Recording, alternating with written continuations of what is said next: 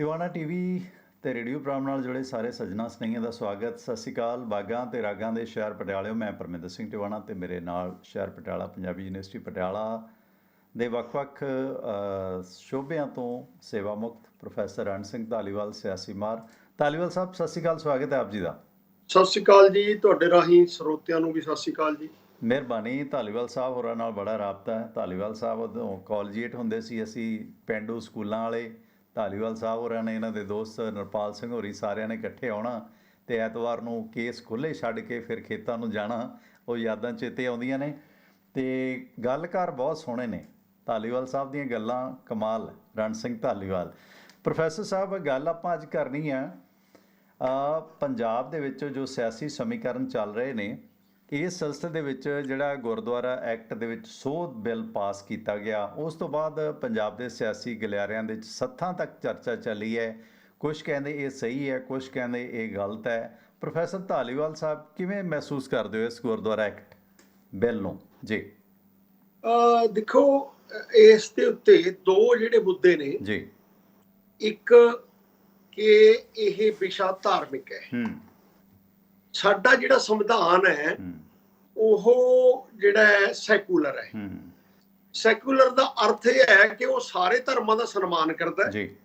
ਕਿਸੇ ਇੱਕ ਵਿਸ਼ੇਸ਼ ਧਰਮ ਵੱਲ ਸੰਵਿਧਾਨ ਦਾ ਝੁਕਾਅ ਨਹੀਂ ਹੈ। ਮਤਲਬ ਉਹ ਧਰਮ ਵਿਰੋਧੀ ਨਹੀਂ ਹੈ। ਸੈਕੂਲਰ ਦਾ ਅਰਥ ਕਈ ਲੋਕ ਏਦਾਂ ਸਮਝ ਲੈਂਦੇ ਨੇ। ਸਾਡਾ ਸੰਵਿਧਾਨ ਧਰਮ ਵਿਰੋਧੀ ਨਹੀਂ ਹੈ, ਪਰ ਕਿਸੇ ਇੱਕ ਧਰਮ ਦਾ ਵੱਲ ਉਹਦਾ ਝੁਕਾਅ ਨਹੀਂ ਹੈ। ਬੀਜੇਪੀ ਤੇ ਦੋਸ਼ ਇਹੀ ਲੱਗਦਾ ਹੈ ਕਿ ਬੀਜੇਪੀ ਇੱਕ ਧਰਮ ਵੱਲ ਝੁਕਾਅ ਲੈ ਕੇ ਚੱਲਦੀ ਹੈ ਜੀ। ਸਾਡਾ ਇਹ ਹੋਇਆ ਕਿ ਜਿਹੜਾ ਸਿੱਖ ਬਰਾਦਰੀ ਹੈ, ਸਿੱਖ ਸਮਾਜ ਹੈ, ਉਹਦਾ ਜਿਹੜਾ ਵੱਧ ਤੋਂ ਦੁਨੀਆ ਦੇ ਵਿੱਚ ਸਭ ਤੋਂ ਵੱਧ ਪ੍ਰਭਾਵ ਹੈ, ਜਾਂ ਜਿੱਥੇ ਉਹਨਾਂ ਦੀ ਆਬਾਦੀ ਸਭ ਤੋਂ ਵੱਧ ਹੈ, ਉਹ ਪੰਜਾਬ 'ਚ ਹੈ ਜੀ। ਇਹ ਬਾਕੀ ਧਰਮਾਂ ਨਾਲੋਂ ਸਾਡੇ ਗੁਰੂਆਂ ਨੇ ਪੁਜਾਰੀਵਾਦ ਦਾ ਖੰਡਨ ਕੀਤਾ। ਪੁਜਾਰੀਵਾਦ ਦੇ ਸਾਡੇ ਗੁਰੂਆਂ ਨੇ ਉਲਟ ਸਿੱਖਿਆਵਾਂ ਦਿੱਤੀਆਂ, ਪੁਜਾਰੀਆਂ ਦਾ ਕਰਮਕਾਂਡ ਦੱਸਿਆ। ਗੁਰੂਆਂ ਨੇ ਇਹ ਕਿਹਾ ਕਿ ਸਾਡੇ ਧਰਮ 'ਚ ਕੋਈ ਬੰਦਾ ਡਾਇਰੈਕਟਲੀ ਸਿੱਧੀ ਪ੍ਰਮਾਤਮਾ ਨੂੰ ਆਪਣੀ ਬੇਨਤੀ ਕਰ ਸਕਦਾ ਹੈ, ਜਦੋਂ ਕਿ ਬਾਕੀ ਧਰਮਾਂ ਦੇ ਵਿੱਚ ਇਹ ਸੀ ਕਿ ਤੁਹਾਡੀ ਜਿਹੜੀ ਧਾਰਮਿਕ ਬੇਨਤੀ ਰੱਬ ਤੱਕ ਪਹੁੰਚਾਉਣੀ ਹੈ, ਉਹ ਪੁਜਾਰੀ ਨੂੰ ਵਿਚੋਲਾ ਲੈ ਕੇ ਪਹੁੰਚਦੀ ਸੀ ਜੀ। ਸਾਡੇ ਧਰਮ ਦੇ ਵਿੱਚ ਜਦੋਂ ਇਹ ਗੱਲ ਆਈ, ਲੇਕਿਨ ਦੂਜੇ ਧਰਮਾਂ ਦਾ ਪ੍ਰਭਾਵ ਲੈਂਦੇ ਹੋਏ ਤੇ ਜਦੋਂ ਸਮੇਂ ਦੀਆਂ ਸਰਕਾਰਾਂ ਨੂੰ ਇਹ ਲੱਗਿਆ ਕਿ ਇਹ ਧਰਮ ਇੱਕ ਵੱਖਰੀ ਚੇਤਨਾ ਪੈਦਾ ਕਰ ਰਿਹਾ ਹੈ, ਤੇ ਉਹਦੇ ਵਿੱਚ ਉਹਨਾਂ ਨੂੰ ਆਪਣੇ ਆਪ ਇੱਕ ਡਰ ਲੱਗਿਆ ਕਿ ਇਹ ਬਗਾਵਤ ਨਾ ਹੋ ਜਾਵੇ ਜੀ। ਉਹਦੇ ਕਰਕੇ ਪੰਜਵੇਂ ਪਾਤਸ਼ਾਹ ਦੀ ਸ਼ਹੀਦੀ ਹੋਈ। ਮੌਕੇ ਦੀ ਸਰਕਾਰ ਨੂੰ ਥ੍ਰੈਟ ਫੀਲ ਹੋਈ, ਹਾਲਾਂਕਿ ਗੁਰੂ ਸਾਹਿਬ ਵੱਲੋਂ ਏਦਾਂ ਦੀ ਕੋਈ ਥ੍ਰੈਟ ਨਹੀਂ ਸੀ। ਬਿਲਕੁਲ। ਉਹਨਾਂ ਦੀ ਸ਼ਹੀਦੀ ਤੋਂ ਬਾਅਦ ਹਾਲਾਤ ਬਦਲੇ, ਥੋੜਾ ਜਿਹੜਾ ਸਿੱਖਾਂ ਨੇ ਕਮਰ ਕਸਿਆ ਤੇ ਉਹਦੇ ਵਿੱਚੋਂ ਸ਼ਸਤਰਧਾਰੀ ਹੋ ਗਏ। 10ਵੇਂ ਗੁਰੂ ਤੱਕ ਆਉਂਦੇ 9ਵੇਂ ਪਾਤਸ਼ਾਹ ਦੀ ਸ਼ਹੀਦੀ ਤੋਂ ਬਾਅਦ ਇਹ ਜਿਹੜਾ ਖਾਲਸਾ ਹੈ, ਇਹ ਸ਼ਸਤਰਧਾਰੀ ਹੋ ਗਿਆ। ਉਹ ਸ਼ਸਤਰਧਾਰੀ ਹੋਣ ਤੋਂ ਬਾਅਦ ਸਾਡੀਆਂ ਰਹੁ ਰੀਤਾਂ, ਸਾਡੀਆਂ ਪ੍ਰਥਾਵਾਂ ਬਿਲਕੁਲ ਵੱਖ ਰਹੀਆਂ, ਪਰੰਤੂ ਸਮੇਂ ਦੀ ਸਰਕਾਰ ਨਾਲ ਟੱਕਰ ਹੋਣ ਕਰਕੇ ਸਿੱਖ ਧਰਮ ਤੇ ਸਿੱਖ ਧਰਮ ਦੇ ਸੈਂਟਰ, ਜਿਹਨੂੰ ਅਸੀਂ ਗੁਰਦੁਆਰਾ ਸਾਹਿਬਾਨ ਕਹਿੰਦੇ ਆ, ਉਹ ਪੂਰੀ ਤਰ੍ਹਾਂ ਸਟੈਬਲਿਸ਼ ਨਾ ਹੋ ਸਕੇ ਤੇ ਸਿੱਖਾਂ ਨੂੰ ਸਰਕਾਰਾਂ ਨਾਲ ਲੜਨ ਦੇ ਸਮੇਂ ਘਰਾਂ ਤੋਂ ਬਾਹਰ ਵੀ ਜਾਣਾ ਪਿਆ, ਬਾਗੀ ਵੀ ਬਣਨਾ ਪਿਆ। ਵੱਡੇ ਘੱਲੂਘਾਰੇ ਵਰਗੀ ਥਾਂ ਤੇ ਹਜ਼ਾਰਾਂ ਦੀ ਗਿਣਤੀ 'ਚ ਸਿੱਖ ਮਾਰੇ ਗਏ। ਉਹ ਸਾਰੀ ਅਵਸਥਾ ਦੇ ਵਿੱਚ ਜਿਹੜੀਆਂ ਸਿੱਖ ਪਰੰਪਰਾਵਾਂ ਸਿੱਖਾਂ ਕੋਲ ਸੀਆਂ, ਉਹ ਇਹ ਕਹਿ ਲਓ ਤੁਸੀਂ ਕਿ ਨਿਰਮਲੇ ਸੰਤਾਂ ਰਾਹੀਂ ਜਾਂ ਹੋਰ ਡੇਰਾਵਾਦ ਦੇ ਚੱਕਰ 'ਚ ਆ ਗਏ। ਉਹ ਸਿੱਖ ਧਰਮ ਦੀਆਂ ਪਰੰਪਰਾਵਾਂ ਤੇ ਸਿੱਖ ਧਾਰਮਿਕ ਸੈਂਟਰਾਂ ਤੇ ਡੇਰਾਵਾਦ ਦਾ ਕਬਜ਼ਾ ਹੋ ਗਿਆ ਜੀ। ਬਿਲਕੁਲ। ਜਿਹਨੂੰ ਅਸੀਂ ਕਿਸੇ ਸਮੇਂ ਇਹ ਕਹਿੰਦੇ ਆ ਕਿ ਮਹੰਤਾਂ ਦਾ ਕਬਜ਼ਾ ਹੋ ਗਿਆ। ਬਿਲਕੁਲ। ਉਹ ਮਹੰਤਾਂ ਦੇ ਖਿਲਾਫ ਇੱਕ ਬੜੀ ਵੱਡੀ ਮੂਵਮੈਂਟ ਚੱਲੀ ਜੀ ਅੰਗਰੇਜ਼ ਸਰਕਾਰ ਵੇਲੇ।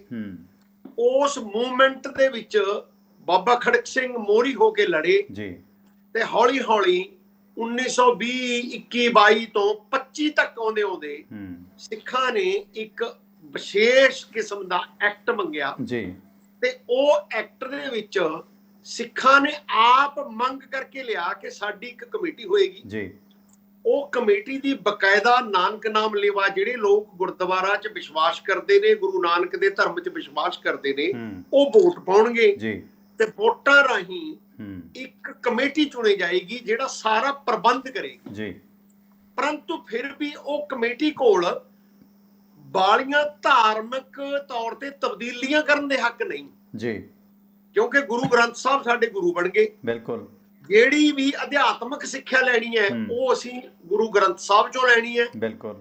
ਪਰ ਫਿਰ ਵੀ ਦੁਨਿਆਵੀ ਚੱਕਰਾਂ ਦੇ ਵਿੱਚ, ਜਿਹੜਾ ਪ੍ਰਬੰਧਨ ਦੇ ਚੱਕਰਾਂ ਦੇ ਵਿੱਚ ਜੀ, ਇੱਕ SGPC ਬਣ ਗਈ ਤੇ ਇੱਕ ਸਾਡੀ ਸੰਸਥਾ ਅਕਾਲ ਤਖਤ ਬਣ ਗਈ। ਅਕਾਲ ਤਖਤ ਪਰੰਪਰਾਵਾਂ ਦੇ ਵਿੱਚ ਆ ਗਈ, ਭਾਵੇਂ ਅਕਾਲ ਤਖਤ ਦਾ ਐਕਟ ਦੇ ਵਿੱਚ ਕੋਈ ਉਸ ਤਰ੍ਹਾਂ ਜ਼ਿਕਰ ਨਾ ਹੋਵੇ, ਪਰੰਤੂ ਫਿਰ ਵੀ ਅਕਾਲ ਤਖਤ ਦੀ ਪ੍ਰਥਾ ਇਹ ਰਹੀ ਕਿ ਜਦੋਂ ਵੀ ਸਿੱਖਾਂ ਨੂੰ ਕਿਸੇ ਮਾਮਲੇ ਦੇ ਵਿੱਚ ਕੋਈ ਸੇਧ ਲੈਣ ਦੀ ਲੋੜ ਹੈ ਜਾਂ ਪੁਰਾਣੀ ਪਰੰਪਰਾ ਦੇ ਵਿੱਚ ਕੋਈ ਨੁਕਤਾਚੀਨੀ ਹੋ ਗਈ, ਨਵੀਂ ਪਰੰਪਰਾ ਸ਼ੁਰੂ ਕਰਨ ਦੇ ਵਿੱਚ ਕੋਈ ਅਮੈਂਡਮੈਂਟ ਕਰਨ ਦੀ ਜ਼ਰੂਰਤ ਹੈ, ਤਾਂ ਸਰਬੱਤ ਖਾਲਸਾ ਦੇ ਰੂਪ ਵਿੱਚ ਜਾਂ ਇਹ ਕਹਿ ਲਓ ਕਿ ਸਮੂਹ ਸਿੱਖ ਜਥੇਬੰਦੀਆਂ ਤੋਂ ਸਲਾਹ ਲੈ ਕੇ ਸਾਡੇ ਅਕਾਲ ਤਖਤ ਦੇ ਜਥੇਦਾਰ ਜੀਆਂ ਨੂੰ ਇਹ ਅਧਿਕਾਰ ਦੇ ਦਿੱਤਾ ਗਿਆ ਸਮੇਂ-ਸਮੇਂ ਤੇ ਕਿ ਉਹ ਸਿੱਖ ਪੰਥ ਨੂੰ ਜੋੜ ਕੇ ਇਕੱਠੇ ਕਰਨ ਤੇ ਉਹਨਾਂ ਦੀ ਰਾਏ ਮੁਤਾਬਕ ਇੱਕ ਰਾਏ ਬਣਾਉਣ ਤੇ ਹੁਕਮਨਾਮਾ ਜਾਰੀ ਕਰਕੇ ਨਵੇਂ ਫੈਸਲੇ ਲੈਣ।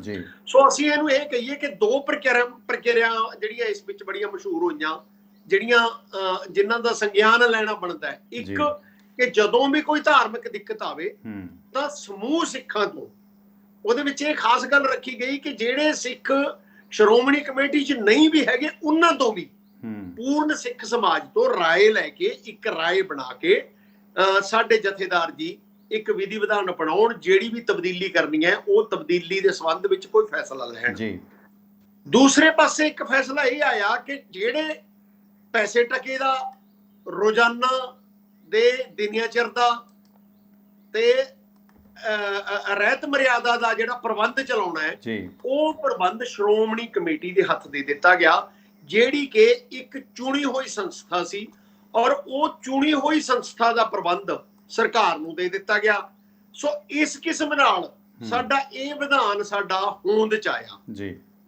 ਸੋ ਇਸ ਤੋਂ ਜਦੋਂ ਅੱਗੇ ਵਧਦੇ ਆ ਫਿਰ ਇਹ ਐਕਟ ਦੇ ਰੂਪ ਚ ਆ ਗਿਆ 1925 ਦੇ ਵਿੱਚ। ਉਸ ਤੋਂ ਬਾਅਦ ਸਾਡੇ ਸਿੱਖ ਬੜੀ ਦੇਰ ਮੰਗ ਕਰਦੇ ਰਹੇ ਕਿ ਇਸ ਨੂੰ ਸਰਬ ਹਿੰਦ ਐਕਟ ਬਣਾਇਆ ਜਾਵੇ ਜੀ, ਪੂਰੇ ਹਿੰਦੁਸਤਾਨ ਚ ਸ਼੍ਰੋਮਣੀ ਕਮੇਟੀ ਦਾ ਇੱਕੋ ਐਕਟ ਲਿਆਂਦਾ ਜਾਵੇ ਜੀ। ਪਰੰਤੂ ਉਹਦੀ ਮੰਗ ਜ਼ਰੂਰ ਕਰਦੇ ਰਹੇ। ਜਦੋਂ ਸਾਡੇ ਅਕਾਲੀ ਭਰਾਵਾਂ ਕੋਲ ਸੱਤਾ ਆਈ ਉਦੋਂ ਉਹਨਾਂ ਨੇ ਉਹ ਸਰਬ ਹਿੰਦ ਐਕਟ ਲਈ ਬਾਹਲਾ ਜ਼ੋਰ ਨਹੀਂ ਲਗਾਇਆ, ਬਿਲਕੁਲ, ਜਿਸ ਕਾਰਨ ਲੋਕਾਂ ਦਾ ਇਹ ਰੋਸ ਵੀ ਵਧਿਆ ਕਿ ਜਦੋਂ ਇਹ ਸੱਤਾ 'ਚ ਹੁੰਦੇ ਨੇ ਭਰਾ ਸਾਡੇ ਉਦੋਂ ਇਹ ਗੱਲ ਨਹੀਂ ਕਰਦੇ, ਲੇਕਿਨ ਜਦੋਂ ਸੱਤਾ 'ਚੋਂ ਬਾਹਰ ਹੋ ਜਾਂਦੇ ਨੇ ਉਦੋਂ ਫਿਰ ਇਹ ਸਰਬ ਹਿੰਦ ਐਕਟ ਦੀ ਗੱਲ ਕਰਦੇ ਨੇ। ਪਰ ਫਿਰ ਵੀ ਆਪਾਂ ਕਹੀਏ ਕਿ ਉਹ ਸਰਬ ਹਿੰਦ ਐਕਟ ਤਾਂ ਨਹੀਂ ਬਣ ਸਕਿਆ। ਪਰੰਤੂ ਜਦੋਂ ਪਾਰਟੀਸ਼ਨ ਹੋਈ 47 ਤੋਂ ਬਾਅਦ, ਪਹਿਲਾਂ ਵੱਡਾ ਪੰਜਾਬ ਇਹਦੇ ਘੇਰੇ ਸੀ, ਇਹ ਜਿਹੜਾ ਐਕਟ ਸੀ ਇਕੱਲੇ ਪੰਜਾਬ ਤੇ ਲਾਗੂ ਸੀ। ਪਾਰਟੀਸ਼ਨ ਹੋਈ, ਪਾਰਟੀਸ਼ਨ ਤੋਂ ਬਾਅਦ ਜਿਹੜੀ ਰੀਆਰਗੇਨਾਈਜੇਸ਼ਨ ਹੋਈ ਪੰਜਾਬ ਦੀ 1966 ਚ ਲਗਭਗ, ਜਿਹਦੇ ਵਿੱਚ ਇਹ ਇੱਕ ਤੋਂ ਵੱਧ ਸਟੇਟਾਂ ਆ ਗਈਆਂ। ਉਹ ਪੁਰਾਣੇ ਪੰਜਾਬ ਚੋਂ ਹਿਮਾਚਲ ਅੱਡ ਸਟੇਟ ਨਿਕਲ ਗਿਆ, ਹਰਿਆਣਾ ਅੱਡ ਸਟੇਟ ਨਿਕਲ ਗਿਆ ਤੇ ਪੰਜਾਬ ਇੱਕ ਹੋਰ ਸਟੇਟ ਬਣ ਗਿਆ। ਹੁਣ ਇਹ ਤਿੰਨੇ ਸਟੇਟਾਂ ਦਾ ਜਦੋਂ ਇਹ ਇੰਟਰਸਟੇਟ ਮਸਲਾ ਬਣ ਗਿਆ, ਫਿਰ ਇਸ ਦਾ ਅਧਿਕਾਰ ਸੈਂਟਰ ਗਵਰਨਮੈਂਟ ਕੋਲ ਚਲਿਆ ਗਿਆ। ਤਾਂ ਆਪਾਂ ਇਹ ਕਹੀਏ ਕਿ ਗੁਰਦੁਆਰਾ ਐਕਟ ਦੇ ਵਿੱਚ ਕੇਂਦਰ ਸਰਕਾਰ ਦੀ ਸ਼ਮੂਲੀਅਤ ਹੋ ਗਈ। ਫਿਰ ਚੋਣਾਂ ਪੰਜਾਬ ਦੀ ਬਜਾਏ ਕੇਂਦਰੀ ਚੋਣ ਕਮਿਸ਼ਨ ਦਾ ਅਧਿਕਾਰ ਖੇਤਰ ਬਣ ਗਿਆ। ਉਹਨਾਂ ਦਾ ਹੀ ਇੱਕ ਸਿਸਟਮ ਬਣ ਗਿਆ ਕਿ ਕਦੋਂ ਵੋਟਾਂ ਬਣਾਉਣੀਆਂ ਨੇ, ਵੋਟਾਂ ਬਣਨਗੀਆਂ, ਚੋਣਾਂ ਹੋਣਗੀਆਂ। ਪਰੰਤੂ ਸਿਆਸੀ ਤੌਰ ਤੇ ਜਿਹੜੇ ਲੋਕ ਸ਼੍ਰੋਮਣੀ ਕਮੇਟੀ ਤੇ ਕਾਬਜ ਸੀ ਉਹਨਾਂ ਤੇ ਵੀ ਇਹ ਦੋਸ਼ ਲੱਗਦਾ ਹੈ ਤੇ ਸਰਕਾਰਾਂ ਤੇ ਵੀ ਦੋਸ਼ ਲੱਗਦਾ ਹੈ ਕਿ ਜਦੋਂ ਉਹਨਾਂ ਨੂੰ ਸੂਟ ਕਰਦਾ ਸੀ ਚੋਣਾਂ ਕਰਾ ਲੈਂਦੇ ਸੀ, ਜਦੋਂ ਸੂਟ ਕਰਦਾ ਸੀ ਹੌਲੀ ਹੌਲੀ ਲਟਕਾ ਲੈਂਦੇ ਸੀ। ਜਦੋਂ ਕਿ ਐਕਟ ਦੇ ਵਿੱਚ ਇਹ ਵਿਧਾਨ ਵੀ ਹੈ ਕਿ ਜੇਕਰ ਸ਼੍ਰੋਮਣੀ ਕਮੇਟੀ ਦਾ ਸਮਾਂ ਪੂਰਾ ਹੋ ਗਿਆ ਤਾਂ ਉਹਦੇ ਵਿੱਚ ਇਹ ਵਿਧਾਨ ਵੀ ਹੈ ਫਿਰ ਐਡਮਿਨਿਸਟ੍ਰੇਟਰ ਵੀ ਲਾਇਆ ਜਾ ਸਕਦਾ ਹੈ, ਜਿਹੜਾ DC ਅੰਮ੍ਰਿਤਸਰ ਲੱਗ ਸਕਦਾ ਹੈ। ਪਰੰਤੂ 47 ਤੋਂ ਬਾਅਦ ਕਿਸੇ ਸਰਕਾਰ ਨੇ ਇਹ ਹਿੰਮਤ ਨਹੀਂ ਕੀਤੀ। ਇਹ ਹੋਇਆ ਕਿ ਜਿਹੜੀ ਕਮੇਟੀ ਦੀ ਮਿਆਦ ਪੁੱਗ ਗਈ ਉਹ ਅਗਲੀਆਂ ਚੋਣਾਂ ਤੱਕ ਉਸੇ ਕਮੇਟੀ ਨੂੰ ਚਲਾਉਂਦੇ ਰਹੇ, ਜਿਹਦੇ ਨਾਲ ਕਿਤੇ ਨਾ ਕਿਤੇ ਸਿੱਖ ਮਤ ਦੇ ਲੋਕਾਂ ਵਿੱਚ ਇਹ ਪ੍ਰਭਾਵ ਜਾਂ ਪਰਸੈਪਸ਼ਨ ਬਣਦੀ ਰਹੀ ਕਿ ਇਹ ਗਲਤ ਗੱਲ ਹੈ, ਇਹਦੇ ਤੇ ਜਿਹੜੇ ਲੋਕ ਕਾਬਜ ਨੇ ਇਹ ਇਸ ਦਾ ਮਿਸਯੂਜ਼ ਕਰ ਰਹੇ ਨੇ। ਬਿਲਕੁਲ। ਤੇ ਹੌਲੀ ਹੌਲੀ ਇੱਕ ਨਵਾਂ ਮੁੱਦਾ ਇਹ ਆਇਆ ਕਿ ਸਿਆਸਤ ਹੈ ਜਿਹੜੀ ਕੇਂਦਰ ਲੈਵਲ ਤੇ, ਉਹ ਧਰਮ ਤੋਂ ਵੱਖਰੀ ਹੋਣੀ ਚਾਹੀਦੀ ਹੈ। ਪਹਿਲਾਂ ਅਕਾਲੀ ਦਲ ਤੇ ਸ਼੍ਰੋਮਣੀ ਕਮੇਟੀ ਏਦਾਂ ਲੱਗਦੇ ਸੀ ਵੀ ਇੱਕ ਦੂਜੇ ਦੇ ਪੂਰਕ ਨੇ। ਸ਼੍ਰੋਮਣੀ ਕਮੇਟੀ ਦੀ ਹੋਂਦ ਤੋਂ ਬਾਅਦ ਅਕਾਲੀ ਦਲ ਬਣਿਆ, ਅਕਾਲੀ ਦਲ ਉਸ ਦੇ ਵਿੱਚੋਂ ਹੀ ਨਿਕਲਿਆ, ਕਿਉਂਕਿ ਸਾਰਾ ਸੰਘਰਸ਼ ਸ਼੍ਰੋਮਣੀ ਕਮੇਟੀ ਨੂੰ ਰੂਪ ਦੇਣ ਲਈ ਅਕਾਲੀ ਦਲ ਦੀ ਅਗਵਾਈ ਵਿੱਚ ਹੀ ਲੜਿਆ ਗਿਆ। ਉਦੋਂ ਦੇ ਅਕਾਲੀ ਦਲ ਦੇ ਵਿੱਚ ਅਕਾਲੀ ਦਲਾਂ ਵਿੱਚ ਫੁੱਟ ਪੈ ਗਈ, ਬਹੁਤ ਸਾਰੇ ਅਕਾਲੀ ਦਲ ਹੋ ਗਏ, ਅਕਾਲੀ ਦਲ ਇੱਕ ਸਿਆਸੀ ਪਾਰਟੀ ਬਣ ਗਿਆ। ਸਮੇਂ ਸਮੇਂ ਦੀਆਂ ਸਰਕਾਰਾਂ ਨੇ ਆਪਣੇ ਹੱਥ ਠੋਕੇ ਅਕਾਲੀ ਦਲ ਵੀ ਬਣਾਏ। ਕਦੀ ਕਦੀ ਇਹ ਅਕਾਲੀ ਦਲ ਵੀ ਕਿਸੇ ਹੋਰ ਸਰਕਾਰ ਨਾਲ ਮਿਲ ਕੇ ਉਹਨਾਂ ਨਾਲ ਤਾਲਮੇਲ ਕਰਦਾ ਰਿਹਾ। ਮਤਲਬ ਇਹ ਦੋਸ਼ ਤੋਂ ਇਹ ਅਕਾਲੀ ਦਲ ਵੀ ਵਾਂਝਾ ਨਹੀਂ ਰਿਹਾ। ਇਹ ਤੇ ਵੀ ਲੱਗਦਾ ਰਿਹਾ ਕਿ ਇਹ ਵੀ ਕੇਂਦਰੀ ਸਰਕਾਰ ਨਾਲ ਮਿਲ ਕੇ ਆਪਣੀਆਂ ਸਿਆਸੀ ਜਿਹੜੀਆਂ ਲੋੜਾਂ ਨੇ ਉਹਨਾਂ ਮੁਤਾਬਕ ਚੱਲਦਾ ਹੈ, ਧਰਮ ਤੇ ਘੱਟ ਧਿਆਨ ਦਿੰਦਾ ਹੈ ਜੀ। ਪਰ ਸਾਡੀ ਸ਼੍ਰੋਮਣੀ ਕਮੇਟੀ ਨੂੰ ਸਿੱਖਾਂ ਦੀ ਪਾਰਲੀਮੈਂਟ ਮੰਨਿਆ ਗਿਆ। ਦੁਨੀਆ ਦੇ ਵਿੱਚ ਅਸੀਂ ਕਹਿੰਦੇ ਹਾਂ ਕਿ ਸਾਡੀ ਪਾਰਲੀਮੈਂਟ ਹੈ, ਪਰ ਮੈਨੂੰ ਬਦਕਿਸਮਤੀ ਨਾਲ ਇਹ ਕਹਿਣਾ ਪੈਂਦਾ ਹੈ ਕਿ ਸ਼੍ਰੋਮਣੀ ਕਮੇਟੀ ਨੇ ਕਦੇ ਵੀ ਪਾਰਲੀਮੈਂਟ ਵਾਂਗੂ ਇੱਕ ਵੱਡੀ ਡਿਬੇਟ ਕਦੇ ਨਹੀਂ ਰੱਖੀ। ਸ਼੍ਰੋਮਣੀ ਕਮੇਟੀ ਨੂੰ ਹੌਲੀ ਹੌਲੀ ਇਹਨਾਂ ਨੇ ਇੰਨਾ ਸੌੜਾ ਕਰ ਦਿੱਤਾ, ਇਹਨਾਂ ਮੈਂਬਰਾਂ ਨੇ ਜਾਂ ਸਿਸਟਮ ਨੇ, ਕਿ ਸ਼੍ਰੋਮਣੀ ਕਮੇਟੀ ਸਿਰਫ ਬਜਟ ਪਾਸ ਕਰਨ ਤੇ ਸਾਲ 'ਚ ਇੱਕ ਵਾਰੀ ਪ੍ਰਧਾਨ ਚੁਣਨ ਤੋਂ ਬਿਨਾਂ ਇਹਦੀ ਕੋਈ ਬਹੁਤੀ ਗਤੀਵਿਧੀ ਸਿਆਸੀ ਤੌਰ ਤੇ, ਧਾਰਮਿਕ ਤੌਰ ਤੇ ਦਿਖਾਈ ਨਹੀਂ ਦਿੱਤੀ। ਧਰਮ ਪ੍ਰਚਾਰ ਦਾ ਗੱਲ ਜ਼ਰੂਰ ਕਰਦੀ ਹੈ, ਪਰ ਵੱਡੀ ਪੱਧਰ ਤੇ ਏਦਾਂ ਦੀਆਂ ਡਿਬੇਟਸ ਜਿਹੜੇ ਸਿੱਖ ਮਸਲੇ ਨੇ ਉਹ ਸ਼੍ਰੋਮਣੀ ਕਮੇਟੀ ਦੇ ਵਿੱਚ ਕਦੇ ਪ੍ਰਚਾਰ ਵਿਚਾਰਦੇ ਹੁੰਦੇ, ਪ੍ਰਚਾਰ ਦਿਖਾਈ ਨਹੀਂ ਦਿੱਤੇ। ਕਿਤੇ ਏਕੜ ਦੁੱਕੜ ਥਾਵਾਂ ਤੇ ਹੋ ਸਕਦੀ ਹੈ ਇਹ ਗੱਲ। ਉਸ ਤੋਂ ਬਾਅਦ ਸਮੇਂ ਦੀਆਂ ਸਰਕਾਰਾਂ ਨੇ ਸਿੱਖ ਮਤ ਦੇ ਵਿੱਚ ਦਖਲ ਵੀ ਦਿੱਤਾ, ਪਰ ਇੱਕ ਸਮੇਂ ਤੋਂ ਬਾਅਦ ਇਹ ਵਕਤ ਸੀ ਕਿ ਸ਼੍ਰੋਮਣੀ ਅਕਾਲੀ ਦਲ ਦਾ ਜਿਹੜਾ ਮੁੱਖ ਦਫ਼ਤਰ ਸੀ ਉਹ ਦਰਬਾਰ ਸਾਹਿਬ ਦੀ ਪਰਿਕਰਮਾ 'ਚ ਤਾਂ ਨਹੀਂ ਆਪਾਂ ਕਹਿ ਸਕਦੇ, ਬਾਹਰਲੇ ਪਾਸੇ ਗਲਿਆਰੇ 'ਚ ਸੀਗਾ। ਪਰੰਤੂ ਬਲੂ ਸਟਾਰ ਆਪਰੇਸ਼ਨ ਤੋਂ ਬਾਅਦ ਨਵੇਂ ਕਾਨੂੰਨਾਂ ਤੇ ਐਸਾ ਜ਼ੋਰ ਪਿਆ ਕਿ ਜਿਹੜਾ ਅਕਾਲੀ ਦਲ ਹੈ ਉਹ ਆਪਣੀਆਂ ਰਾਜਨੀਤਿਕ ਰੈਲੀਆਂ ਗੁਰਦੁਆਰਿਆਂ ਤੋਂ ਬਾਹਰ ਕਰਨੀਆਂ ਪਈਆਂ ਉਹਨਾਂ ਨੂੰ। ਹੌਲੀ ਹੌਲੀ ਜੇ ਆਪਾਂ ਇਹ ਕਹੀਏ ਕਿ ਸੰਵਿਧਾਨ ਦੇ ਵਿੱਚ ਏਦਾਂ ਦੀ ਸਥਿਤੀ ਹੋ ਗਈ ਕਿ ਧਰਮ ਤੇ ਸਿਆਸਤ ਨੂੰ ਵੱਖ ਕੀਤਾ ਜਾਵੇ।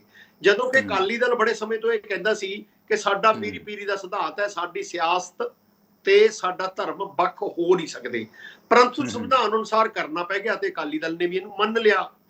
ਪਰੰਤੂ ਇਸ ਦੇ ਵਿੱਚ ਜਿਹੜੀ ਮੇਨ ਗੱਲ ਇਹ ਜ਼ਰੂਰ ਲੱਗ ਰਹੀ ਹੈ ਕਿ ਆਪਾਂ ਇਹਨੂੰ ਜੋ ਮਰਜ਼ੀ ਕਹੀਏ, ਪਰ ਸਮੇਂ ਨਾਲ ਪਰਸੈਪਸ਼ਨ ਇਹ ਬਣ ਗਈ ਕਿ ਇੱਕ ਵਿਸ਼ੇਸ਼ ਅਕਾਲੀ ਦਲ ਦਾ, ਕਿਉਂਕਿ ਜਦੋਂ ਦੂਸਰੇ ਅਕਾਲੀ ਦਲ ਟੁੱਟ ਕੇ ਬਣ ਗਏ ਉਹਨਾਂ ਨੇ ਵੀ ਇਹ ਪ੍ਰਭਾਵ ਦਿੱਤਾ, ਇਹ ਪ੍ਰਚਾਰ ਕੀਤਾ ਕਿ ਇੱਕ ਵਿਸ਼ੇਸ਼ ਅਕਾਲੀ ਦਲ ਦਾ ਸ਼੍ਰੋਮਣੀ ਕਮੇਟੀ ਦੇ ਵਿੱਚ ਸਿਆਸੀ ਦਖਲ ਹੈ। ਉਹ ਸਿਆਸੀ ਦਖਲ ਇੱਥੋਂ ਤੱਕ ਵੱਧ ਗਿਆ ਕਿ ਅਕਾਲੀ ਦਲ ਦੇ ਪ੍ਰਧਾਨ ਨੇ ਇਜਲਾਸ ਦੇ ਵਿੱਚ ਲਿਫਾਫਾ ਭੇਜਣਾ, ਬੰਦ ਲਿਫਾਫੇ ਦੇ ਵਿੱਚੋਂ ਕੋਈ ਨਾ ਖੁੱਲਣਾ ਤੇ ਇਹਨੂੰ ਪ੍ਰਧਾਨ ਬਣਾ ਦਿਓ ਜੀ। ਕਈ ਲੋਕ ਇਹੋ ਜਿਹੇ ਨੇ ਵੀ ਜਿਨ੍ਹਾਂ ਦੇ ਮੈਂ ਨਾਂ ਨਹੀਂ ਲੈਣਾ ਚਾਹੂੰਗਾ ਕਿ ਉਹ ਲਿਫਾਫੇ ਚੋਂ ਨਿਕਲ ਕੇ ਪ੍ਰਧਾਨ ਬਣੇ, ਪਰ ਪਿਛਲੇ ਵਾਰੀ ਬਾਗੀ ਹੋ ਕੇ ਉਹਨਾਂ ਨੇ ਕਿਹਾ ਕਿ ਅਸੀਂ ਲਿਫਾਫਾ ਕਲਚਰ ਬੰਦ ਕਰਨਾ ਚਾਹੁੰਦੇ ਹਾਂ। ਸੋ ਜਦੋਂ ਇਸ ਤਰ੍ਹਾਂ ਦੀਆਂ ਆਲੋਚਨਾਵਾਂ ਸ਼ੁਰੂ ਹੋਈਆਂ, ਬੀਬੀ ਜਗੀਰ ਕੌਰ ਵੀ ਜਾਂ ਹੋਰ ਵੀ ਇਸ ਮੁੱਦੇ ਤੇ ਜਿਹੜਾ ਮਾਨ ਸਾਹਿਬ ਲੈ ਕੇ ਆਏ ਐਕਟ, ਇਹਦੇ ਚ ਬੀਬੀ ਜਗੀਰ ਕੌਰ ਵੀ, ਢੀਂਡਸਾ ਸਾਹਿਬ ਵੀ, ਈਵਨ ਸਿਮਰਨਜੀਤ ਮਾਨ ਵੀ, ਗਰਮ ਖਿਆਲੀ ਸਿੱਖ ਵੀ, ਸਾਰੀਆਂ ਸਿੱਖ ਧਿਰਾਂ, ਕੀ ਕੋਈ ਸਿੱਖ ਧਿਰ ਹੈ ਜਿਹੀ ਜਿਹੜੀ ਇਹਦਾ ਵਿਰੋਧ ਨਹੀਂ ਕਰ ਰਹੀ? ਨਹੀਂ, ਇਹਦੀ ਇਸੇ ਗੱਲ ਤੇ ਮੈਂ ਆ ਰਿਹਾ ਕਿ ਮਾਨ ਸਾਹਿਬ ਨੇ, ਸਿਆਸੀ ਲੋਕ ਹੁੰਦੇ ਨੇ ਜਿਹੜੇ ਉਹ ਕਿਸੇ ਵੀ ਪਾਰਟੀ ਦੇ ਹੋਣ, ਉਹ ਸਿਆਸੀ ਮੌਕਾ ਕਦੇ ਵੀ ਹੱਥੋਂ ਜਾਣ ਨਹੀਂ ਦਿੰਦੇ। ਮੇਰੀ ਸਮਝ ਮੁਤਾਬਕ ਮਾਨ ਸਾਹਿਬ ਨੇ, ਜਿਹੜੇ ਸਾਡੇ ਮੁੱਖ ਮੰਤਰੀ ਮਾਨ ਸਾਹਿਬ ਦੀ ਗੱਲ ਕਰਦਾ ਮੈਂ, ਭਗਵੰਤ ਮਾਨ ਜੀ, ਕਿ ਉਹਨਾਂ ਨੇ ਸਮੇਂ ਦੀ ਹਾਲਾਤ ਨੂੰ ਦੇਖਦੇ ਹੋਏ ਕਿ ਇਸ ਸਿਚੁਏਸ਼ਨ ਦੇ ਵਿੱਚ ਅਕਾਲੀ ਦਲ ਦੇ ਵਿੱਚੋਂ ਬਹੁਤ ਸਾਰਾ ਵਿਰੋਧ ਹੈ ਜਿਹੜਾ ਸਪੈਸ਼ਲ ਪ੍ਰਸਾਰਣ ਦੇ ਰਾਈਟਸ ਨੂੰ ਲੈ ਕੇ ਪੀਟੀਸੀ ਦੇ ਵਿਰੁੱਧ ਹੈ। ਪੀਟੀਸੀ ਦੀ ਇੱਕ ਇਹ ਬਣਿਆ ਹੋਇਆ ਕਿ ਇਹਨਾਂ ਦੇ ਮਾਲਕ ਬਾਦਲ ਪਰਿਵਾਰ ਨੇ ਕਿਵੇਂ ਨਾ ਕਿਵੇਂ ਵੱਡਾ ਹਿੱਸਾ ਇਹਨਾਂ ਦੇ ਵਿੱਚ ਉਹਨਾਂ ਦਾ ਹੈ। ਉਹ ਇਹਨਾਂ ਦੇ ਜਿਹੜਾ ਅਧਿਕਾਰ ਇਹਨਾਂ ਨੇ ਜਮਾਇਆ ਹੋਇਆ ਹੈ ਉਹ ਏਕਾ ਅਧਿਕਾਰ ਹੈ ਕੱਲਿਆਂ ਦਾ। ਤਾਂ ਇਸ ਸਥਿਤੀ ਦੇ ਵਿੱਚ ਬਹੁਤ ਸਾਰੇ ਲੋਕ ਇਸ ਗੱਲ ਦੀ ਪਹਿਲਾਂ ਵਿਰੋਧਤਾ ਕਰ ਚੁੱਕੇ ਨੇ। ਪਿਛਲੀ ਜਿਹੜੀ ਸ਼੍ਰੋਮਣੀ ਕਮੇਟੀ ਦੀ ਚੋਣ ਹੋਈ ਉਦੋਂ ਢੀਂਡਸਾ ਸਾਹਿਬ ਵੀ, ਬੀਬੀ ਜਗੀਰ ਕੌਰ ਵੀ, ਸਿਮਰਨਜੀਤ ਮਾਨ ਵੀ ਤੇ ਹੋਰ ਬਹੁਤ ਸਾਰੇ ਸੱਜਣੇ ਕਹਿ ਚੁੱਕੇ ਨੇ ਕਿ ਅਸੀਂ ਸ਼੍ਰੋਮਣੀ ਕਮੇਟੀ ਨੂੰ ਬਾਦਲਾਂ ਦੇ ਕਬਜ਼ੇ ਤੋਂ ਰਾਹਤ ਦਿਵਾਉਣੀ ਚਾਹੁੰਦੇ ਆ, ਆਜ਼ਾਦੀ ਦਿਵਾਉਣੀ ਚਾਹੁੰਦੇ ਆ। ਮਾਨ ਸਾਹਿਬ ਨੇ ਸਮੇਂ ਦਾ ਫਾਇਦਾ ਉਠਾ ਕੇ, ਦੇਖੋ ਸਾਰੀਆਂ ਸਿਆਸੀ ਪਾਰਟੀਆਂ ਸਮੇਂ ਦਾ ਫਾਇਦਾ ਉਠਾਉਂਦੀਆਂ ਨੇ, ਉਹਨਾਂ ਨੇ ਸਮੇਂ ਦਾ ਫਾਇਦਾ ਉਠਾ ਕੇ ਇਹ ਏਜੰਡਾ ਲੈ ਆਂਦਾ। ਜਦੋਂ ਕਿ ਮੈਨੂੰ ਥੋੜਾ ਜਿਹਾ ਇਸ ਗੱਲ ਕਹਿਣ ਤੇ ਕੋਈ ਗੁਰੇਜ ਨਹੀਂ, ਮੈਂ ਕੋਈ ਆਮ ਆਦਮੀ ਪਾਰਟੀ ਦਾ ਸਪੋਰਟਰ ਨਹੀਂ, ਮੈਨੂੰ ਹਾਲੇ ਵੀ ਇਹ ਲੱਗਦਾ ਹੈ ਕਿ ਮਾਨ ਸਾਹਿਬ ਕੋਲ ਇਸ ਤੋਂ ਅੱਛੇ ਪੈਂਤੜੇ ਹੋ ਸਕਦੇ ਸੀ ਮੇਰੇ ਮੁਤਾਬਕ। ਜੇ ਇਹਨੂੰ ਸਿਆਸੀ ਤੌਰ ਤੇ ਵਿਚਾਰੀਏ, ਧਾਰਮਿਕ ਤੌਰ ਤੇ ਮੇਰਾ ਕਮੈਂਟ ਕਰਨ ਦਾ ਹੱਕ ਨਹੀਂ, ਜੇ ਇਹਨੂੰ ਸਿਆਸੀ ਤੌਰ ਤੇ ਵਿਚਾਰੀਏ ਕਿ ਚੰਗਾ ਹੁੰਦਾ ਜੇ ਮਾਨ ਸਾਹਿਬ ਇਹ ਸਾਰਾ ਸਿਆਸੀ ਵਜਨ ਸ਼੍ਰੋਮਣੀ ਕਮੇਟੀ ਦੇ ਪਾ ਦਿੰਦੇ ਕਿ ਜੇਕਰ ਸ਼੍ਰੋਮਣੀ ਕਮੇਟੀ ਚਾਹੁੰਦੀ ਹੈ ਜਾਂ ਸਿੱਖ ਚਾਹੁੰਦੇ ਨੇ ਤਾਂ ਮੈਨੂੰ ਇੱਕ ਰਾਏ ਬਣਾ ਕੇ ਦਿਓ, ਤਾਂ ਆਪਾਂ ਸਾਰੇ ਰਲ ਕੇ ਇਸ ਪ੍ਰਸਾਰਣ ਨੂੰ ਇਸ ਵਿਧੀ ਨਾਲ ਅੱਗੇ ਲੈ ਕੇ ਜਾ ਸਕਦੇ ਆ, ਤਾਂ ਕਿ ਇੱਕ ਰਾਏ ਬਣਾ ਕੇ ਜੇ ਸਿੱਖ ਚਾਹੁੰਦੇ ਨੇ ਕਿ ਇੱਕ ਬਾਦਲਾਂ ਦੇ ਪਰਿਵਾਰ ਤੋਂ ਇਹਨਾਂ ਦਾ ਕਬਜ਼ਾ ਛਡਾਇਆ ਜਾਵੇ ਤਾਂ ਸਰਕਾਰ ਇਸ ਵਿੱਚ ਤੁਹਾਡੀ ਮਦਦ ਕਰ ਸਕਦੀ ਹੈ। ਇਹੀ ਜਿਹੀ ਕੋਈ ਗੱਲ ਕੀਤੀ ਜਾ ਸਕਦੀ ਸੀ, ਪਰੰਤੂ ਇਹਨਾਂ ਨੇ ਸਿੱਧਾ ਦਖਲ ਦੇ ਕੇ, ਕਿਉਂਕਿ ਇੱਥੇ ਇੱਕ ਦੋਸ਼ ਬੜਾ ਲੱਗੂਗਾ ਜਿਹੜਾ ਕਿ ਆਮ ਆਦਮੀ ਪਾਰਟੀ ਤੇ ਲੱਗਦਾ ਹੈ ਕਿ ਉਹ ਵੀ ਕਿਸੇ ਇੱਕ ਧਰਮ ਦੀ ਇੱਕ ਪਾਸੜ ਪੱਖ ਲੈ ਕੇ ਚੱਲਦੀ ਹੈ। ਉਹਨਾਂ ਨੇ ਜਿਵੇਂ ਕਿ ਇੱਥੇ ਦੀ ਜਿਹੜੀ ਸਾਡੀ ਆਮ ਆਦਮੀ ਪਾਰਟੀ ਹੈ, ਦਿੱਲੀ ਦੀ ਆਮ ਆਦਮੀ ਪਾਰਟੀ ਹੈ, ਦੋਨੇ ਸੂਬਿਆਂ ਦੇ ਵੱਧ ਅਧਿਕਾਰਾਂ ਦੀ ਗੱਲ ਤਾਂ ਕਰਦੇ ਨੇ ਜਦੋਂ ਇਹਨਾਂ ਦੇ ਆਪਦੇ ਦੇ ਉੱਤੇ ਆਉਂਦੀ ਹੈ।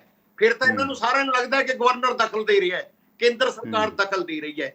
ਪਰ ਆਮ ਆਦਮੀ ਪਾਰਟੀ ਪਹਿਲੀ ਪਾਰਟੀ ਹੈ ਜਦੋਂ ਧਾਰਾ 370 ਟੁੱਟੀ, ਮੈਂ ਇਹਦੇ ਪੱਖ 'ਚ ਹੋਵਾਂ ਜਾਂ ਵਿਰੋਧ 'ਚ ਇੱਕ ਵੱਖਰਾ ਵਿਸ਼ਾ ਹੈ, ਪਰ ਜਦੋਂ 370 ਧਾਰਾ ਟੁੱਟੀ ਕਸ਼ਮੀਰ 'ਚ, ਇਹ ਵੀ ਸੂਬਿਆਂ ਦੇ ਵੱਧ ਅਧਿਕਾਰਾਂ ਦੇ ਵਿੱਚ ਦਖਲ ਸੀ। ਇਸ ਦੇ ਵਿੱਚ ਬੀਜੇਪੀ ਦੀ ਸਭ ਤੋਂ ਪਹਿਲਾਂ ਸਪੋਰਟ ਆਮ ਆਦਮੀ ਪਾਰਟੀ ਨੇ ਕੀਤੀ, ਸ਼੍ਰੀ ਕੇਜਰੀਵਾਲ ਜੀ ਨੇ ਕੀਤੀ।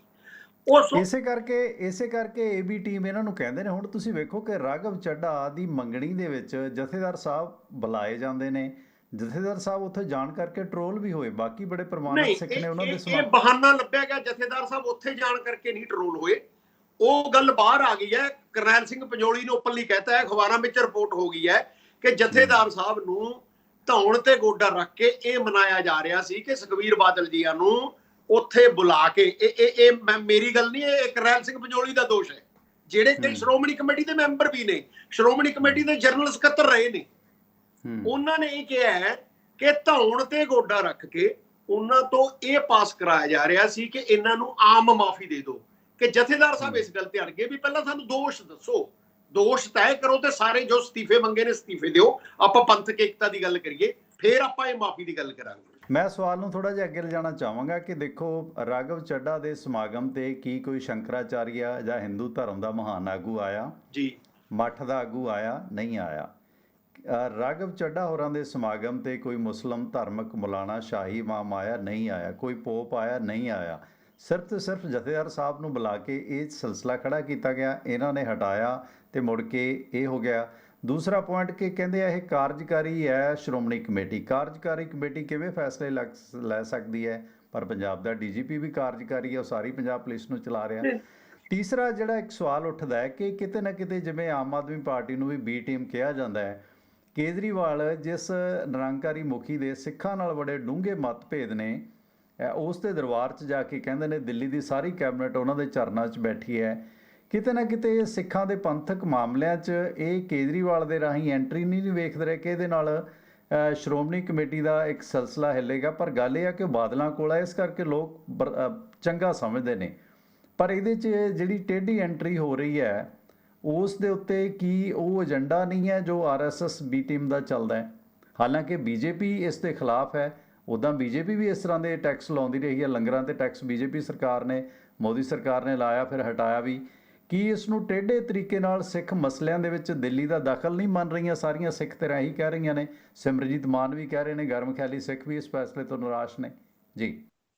ਉਹ ਇਹ ਗੱਲ ਜ਼ਰੂਰ ਕਹਿਣਗੇ, ਇਹਨੂੰ ਆਪਾਂ ਇਕੱਲਾ ਨਰੋਲ ਧਾਰਮਿਕ ਮਾਮਲਾ ਨਾ ਲਈਏ, ਕਿਉਂਕਿ ਇਸ ਤਰੀਕੇ ਨਾਲ ਮੈਂ ਤੁਹਾਡੀ ਇਹ ਗੱਲ ਨਾਲ 100% ਸਹਿਮਤ ਨਹੀਂ ਹੈ ਕਿ ਇਹ ਜਿਹੜਾ ਦਖਲ ਹੈ ਕੋਈ ਸਿੱਖਾਂ ਨੂੰ ਨੁਕਸਾਨ ਪਹੁੰਚਾਉਣ ਲਈ ਹੋ ਰਿਹਾ ਹੈ ਜੀ। ਜਿਹੜੇ ਅਕਾਲੀ ਜਾਂ ਸਿੱਖ ਲੀਡਰ ਕਹਿ ਰਹੇ ਨੇ, ਉਹ ਇਹ ਦੋਸ਼ ਲਾਉਂਦੇ ਨੇ ਕਿ RSS ਰਾਹੀਂ ਸਿੱਖਾਂ ਨੂੰ ਨੁਕਸਾਨ ਪਹੁੰਚਾਉਣ ਲਈ ਇਹ ਸਾਰਾ ਕੁਝ ਕੀਤਾ ਜਾ ਰਿਹਾ ਹੈ। ਮੈਂ ਇਹਨੂੰ ਉਲਟਾ ਲੈ ਰਿਹਾ ਕਿ ਪਿਛਲੇ ਸਮੇਂ ਦੇ ਵਿੱਚ ਜਿਹੜਾ ਸਿੱਖ ਵੋਟਰ ਸ਼੍ਰੋਮਣੀ ਅਕਾਲੀ ਦਲ ਤੋਂ ਆਕੀ ਹੈ, ਇਹ ਉਸ ਸਿਆਸੀ ਜ਼ਮੀਨ ਨੂੰ ਹਥਿਆਉਣ ਲਈ ਇੱਕ ਰਣਨੀਤੀ ਬਣਾਈ ਗਈ ਹੈ ਕਿ ਆਪਾਂ ਸਿੱਖਾਂ ਦੇ ਵਿੱਚ ਐਂਟਰੀ ਕਰੋ। ਆਪਾਂ ਇਹ, ਕਿਉਂਕਿ ਜਿਹੜੇ ਲੋਕ ਸਿੱਖਾਂ ਤੋਂ ਇਹ ਨੀਤੀਆਂ ਕਰਕੇ ਦੁਖੀ ਨੇ ਕਿ ਇਸ ਤੇ ਇੱਕ ਪਰਿਵਾਰ ਦਾ ਕਬਜ਼ਾ ਹੋ ਗਿਆ ਇਸ ਪਾਰਟੀ ਰਾਹੀਂ, ਇਹ ਆਮ ਆਦਮੀ ਪਾਰਟੀ ਨੇ ਇਹਦਾ ਮੌਕੇ ਦਾ ਫਾਇਦਾ ਉਠਾ ਇੱਕ ਗੱਲ ਹੋਰ ਧਾਲੀਵਾਲ ਸਾਹਿਬ, ਜਿਵੇਂ ਸਰਕਾਰ ਧਾਲੀਵਾਲ ਜਿਹੜੇ ਆਪਣੇ ਮੰਤਰੀ ਧਾਲੀਵਾਲ ਸਾਹਿਬ ਵੀ ਖੈਬੜੇ ਇਸ ਮਾਮਲੇ 'ਚ ਆਲੀ ਨਾਲ ਕਿ ਅਸੀਂ ਪੰਜਾਬ ਆ, ਅਸੀਂ ਚੁਣੇ ਹੋਏ ਲੋਕ ਆ ਜਿਹੜੇ 92 117 MLA ਆ, ਪਰ SGPC ਜਿਹੜੀ ਫੈਸਲੇ ਲੈ ਰਹੀ ਹੈ ਕਿ ਚੈਨਲ ਕਿਹਨੂੰ ਦੇਣਾ ਕਿਹਨੂੰ ਨਹੀਂ ਦੇਣਾ, ਉਹ ਵੀ ਤਾਂ ਸਿੱਖਾਂ ਦੀ ਚੁਣੀ ਹੋਈ ਸੰਸਥਾ ਹੈ।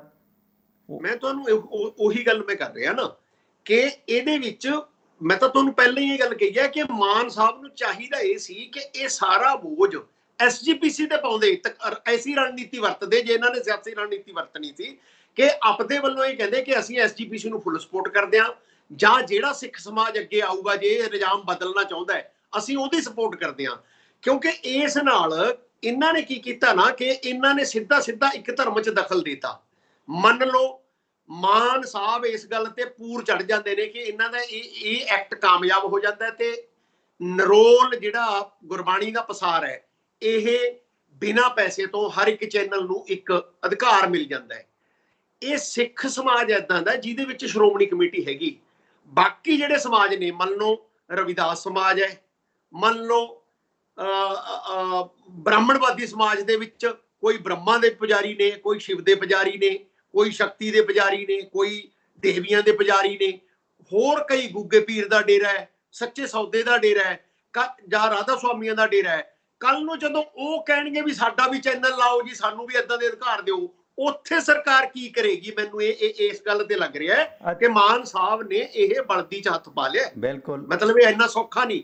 ਮਤਲਬ ਸਰਕਾਰ ਨੂੰ ਇਸ ਤਰ੍ਹਾਂ ਕਿਸੇ ਵੀ ਧਰਮ ਚ ਸਿੱਧਾ ਦਖਲ ਦੇ ਕੇ ਇਹ ਬਾਕੀ ਧਰਮਾਂ ਨੂੰ ਬਰਾਬਰ ਤੇ ਜਦੋਂ ਡੀਲ ਕਰਨਾ ਪਏਗਾ, ਜਦੋਂ ਉਹਨਾਂ ਵੱਲੋਂ ਮੰਗ ਉੱਠੇਗੀ, ਕੱਲ ਨੂੰ ਮੰਗ ਉੱਠ ਜਾਂਦੀ ਹੈ ਕਿਸੇ ਵੀ ਮੰਦਿਰ ਵੱਲੋਂ ਕਿ ਸਾਡਾ ਜਿਹੜਾ ਕੀਰਤਨ ਪ੍ਰਸਾਰ ਹੈ ਜੀ ਇਹ ਵੀ ਬਿਨਾਂ ਪੈਸੇ ਤੋਂ ਸਾਡੇ ਚੈਨਲ ਲਗਾਇਆ ਜਾਵੇ ਜਾਂ ਸਾਨੂੰ ਵਿਧੀ ਵਿਧਾਨ, ਉੱਥੇ ਕਿੱਦਾਂ ਦਾ ਕਾਨੂੰਨ ਹੋਏਗਾ? ਫਿਰ ਉੱਥੇ ਕਿੱਦਾਂ ਡੀਲ ਕੀਤਾ ਜਾਏਗਾ? ਵੈਸ਼ਨੂ ਦੇਵੀ ਲਾਈਵ ਚੱਲਦਾ ਹੈ, ਹੋਰ ਵੈਸ਼ਨੂ ਦੇਵੀ ਕਿਉਂਕਿ ਬਟਲਾ ਸਾਹਿਬ MH1 ਕਰ ਰਿਹਾ। ਮੈਂ ਜਿਹੜੀ ਗੱਲ ਤੁਹਾਨੂੰ ਕਹਿਣਾ ਚਾਹੁੰਦਾ ਕਿ ਸ਼੍ਰੋਮਣੀ ਕਮੇਟੀ ਇੱਕ ਵੱਡਾ ਅਦਾਰਾ ਹੈ, ਉਹਨਾਂ ਨੇ ਮੰਨ ਲਿਆ। ਜੇ ਕੱਲ ਨੂੰ ਕੋਈ ਵੀ ਇੱਕ ਛੋਟੇ ਮੰਦਿਰ ਵਾਲਾ ਵੀ ਬੰਦਾ ਕਹਿੰਦਾ ਕਿ ਮੇਰਾ ਵੀ ਜੀ ਚਲਾਓ, ਉਹਦਾ ਫਿਰ ਇੰਨੇ ਕਿੰਨਿਆਂ ਕਦੇ ਚਲਾਏ ਜਾਣਗੇ? ਕੀ ਸੋਚਿਆ ਜਾਏਗਾ ਇਹਦੇ ਬਾਰੇ? ਸਰਕਾਰ ਨੇ ਤਾਂ ਆਪਣੇ ਕੋਲੋਂ ਕੁਝ ਨਹੀਂ ਕੀਤਾ। ਦੂਸਰਾ, ਹੁਣ ਜਿਹੜੇ ਚੈਨਲ ਵੀ ਚਲਾਉਂਦੇ ਨੇ ਇਹ ਕਹਿੰਦੇ ਵੀ ਉਹਨਾਂ ਨੂੰ ਕਮਾਈ ਆਉਂਦੀ ਹੈ। ਹੁਣ ਜਿੰਨੇ ਚੈਨਲ ਵੀ ਚਲਾਉਣਗੇ ਕਮਾਈ ਸਾਰਿਆਂ ਨੂੰ ਆਏਗੀ। PTC ਇਹਨਾਂ ਨੂੰ 50 ਲੱਖ ਰੁਪਈਆ ਜਾਂ ਕਰੋੜ ਰੁਪਈਆ ਦਿੰਦਾ, ਕੁਛ ਨਾ ਕੁਛ ਪੇ ਕਰਦਾ ਹੈ। ਫਿਰ ਹੁਣ SGPC ਕੀ ਸਾਰਿਆਂ ਤੋਂ ਲਵੇਗੀ ਜਾਂ ਨਾ ਲਏਗੀ? ਉਸ ਬਾਰੇ ਵੀ ਫੰਡਾ ਕਲੀਅਰ ਨਹੀਂ ਹੈ। ਚੱਲੇਗਾ ਕਿਵੇਂ ਸਿਲਸਿਲਾ? ਪਹਿਲੀ ਗੱਲ ਤਾਂ ਇਹ ਇਹੀ ਹੈ ਨਾ, ਮੈਂ ਫੂਲਕਾ ਸਾਹਿਬ ਦੀ ਵੀ ਇੰਟਰਵਿਊ ਸੁਣ ਰਿਹਾ ਸੀ, ਉਹ ਹਾਲੇ ਪਛੜੇ ਚ ਹੈ, ਹਾਲੇ ਇਹ ਕਿੰਤੂ ਪਰੰਤੂ ਚ ਹੈ। ਇਹਦੇ ਵਿੱਚ ਸਮਝ ਨਹੀਂ ਲੱਗਦੀ ਕਿ ਇਹਦੇ ਵਿੱਚ ਕੇਂਦਰ ਸਰਕਾਰ ਦਖਲ ਦੇਗੀ, ਸੁਪਰੀਮ ਕੋਰਟ ਜਾਏਗਾ ਨਹੀਂ ਜਾਏਗਾ, ਗਵਰਨਰ ਸਾਹਿਬ ਸਾਈਨ ਕਰਨਗੇ, ਸਾਈਨ ਕਰਨ ਤੋਂ ਬਾਅਦ ਮਤਲਬ ਇਹਦੇ ਵਿੱਚ ਮੈਨੂੰ ਇਹ ਲੱਗਿਆ ਕਿ ਇਹ ਗਵਰਨਰ ਸਾਹਿਬ ਲਈ ਵੀ ਇਸ਼ੂ ਬਣਾ ਕੇ, ਮੁੱਖ ਮੰਤਰੀ ਸਾਹਿਬ ਤੇ ਗਵਰਨਰ ਸਾਹਿਬ ਦਾ ਜਿਹੜਾ ਭੜੰਤ ਹੈ ਉਹ ਲੋਕਾਂ ਨੂੰ ਦਿਖਾ ਕੇ, ਅਸਲ ਚ ਕੀ ਹੈ ਨਾ ਟਵਾਣਾ ਸਾਹਿਬ, ਇਹ ਸੱਚ ਹੋ ਗਿਆ ਕਿ ਜਿਹੜੀਆਂ ਮੌਜੂਦਾ ਪਾਰਟੀਆਂ ਨੇ, ਸਾਰੀਆਂ ਪਾਰਟੀਆਂ ਆਲਮੋਸਟ, ਉਹ ਸਾਰੀਆਂ ਪਾਰਟੀਆਂ ਇਸ ਗੱਲ ਤੇ ਆ ਜਾਂਦੀਆਂ ਨੇ ਜੋ ਉਹਨਾਂ ਨੂੰ ਸੂਟ ਕਰਦਾ ਉਨੀ ਕੁ ਗੱਲ ਬਣਾ ਕੇ ਮੁੱਦੇ ਤੋਂ ਭਟਕਾ ਕੇ ਕੋਈ ਹੋਰ ਹੀ ਮੁੱਦਾ ਬਣਾ ਦਿੰਦੀਆਂ ਨੇ। ਮੈਂ ਤੁਹਾਨੂੰ ਇਸ ਗੱਲ ਵਿੱਚ ਸ਼ੇਅਰ ਕਰਾਂਗਾ ਕਿ ਬਾਕੀ BJP ਤੇ ਕਾਂਗਰਸ ਨੇ ਬਾਈਕਾਟ ਕਰਤਾ। ਬਿਲਕੁਲ, ਸ਼੍ਰੋਮਣੀ ਅਕਾਲੀ ਦਲ ਨੇ SGPC ਵਾਲੇ ਦਾ ਇਹ ਕਹਿ ਕੇ ਬਾਈਕਾਟ ਕੀਤਾ ਕਿ ਇਸ ਦਾ ਅਧਿਕਾਰ ਹੈ ਕਿ ਸ਼੍ਰੋਮਣੀ ਕਮੇਟੀ ਤੋਂ ਪਹਿਲਾਂ ਪ੍ਰਪੋਜ਼ਲ ਆਉਂਦੀ, ਬਿਲਕੁਲ, ਕਿ ਅਸੀਂ ਆਹ ਕੁਝ ਅਮੈਂਡ ਕਰਨਾ ਚਾਹੁੰਦੇ ਹਾਂ, ਤਦ ਸਰਕਾਰ ਅਮੈਂਡ ਕਰਤੀ। ਮੈਂ ਤੁਹਾਨੂੰ ਇਹ ਗੱਲ ਦੱਸਦਾ ਕਿ ਜਿਹੜੇ ਯੂਨੀਵਰਸਿਟੀਆਂ ਵਾਲੇ ਕਾਨੂੰਨ ਦੀ ਗੱਲ ਕੀਤੀ ਹੈ ਕਿ ਅਸੀਂ ਚਾਂਸਲਰ CM ਨੂੰ ਬਣਾਵਾਂਗੇ, ਯੂਨੀਵਰਸਿਟੀ ਐਕਟ ਨੂੰ ਅਮੈਂਡ ਕਰਨ ਲਈ ਵੀ ਇਹੀ ਵਿਧੀ ਹੈ ਕਿ ਪਹਿਲਾਂ ਯੂਨੀਵਰਸਿਟੀ ਦੀ ਸਿੰਡੀਕੇਟ ਤੋਂ ਪ੍ਰਪੋਜ਼ਲ ਆਵੇ, ਫਿਰ ਉਹ ਜਿਹੜਾ ਕੈਲੰਡਰ ਹੈ ਅਮੈਂਡ ਹੁੰਦਾ ਹੈ।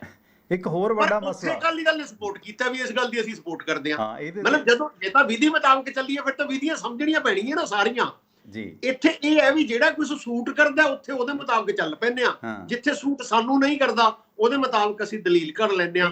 ਇਸ ਗੱਲ 'ਚ ਚਾਹੇ ਉਹ ਮੈਂ ਵੀ ਹੋਵਾਂ, ਹਰ ਇੱਕ ਇਨਸਾਨ ਚਲਾਕ ਹੈ, ਦਲੀਲਾਂ ਦੇ ਵਿੱਚ ਤੋੜ ਮਰੋੜ ਲਿਆ ਜਾਂਦਾ, ਦਲੀਲ ਘੜ ਲਈ ਜਾਂਦੀ ਹੈ ਜੀ। ਸੋ ਕੁੱਲ ਮਿਲਾ ਕੇ ਮੈਨੂੰ ਇਹ ਲੱਗਦਾ ਹੈ ਕਿ ਇਹ ਧਾਰਮਿਕ ਮਸਲਾ ਹੈ।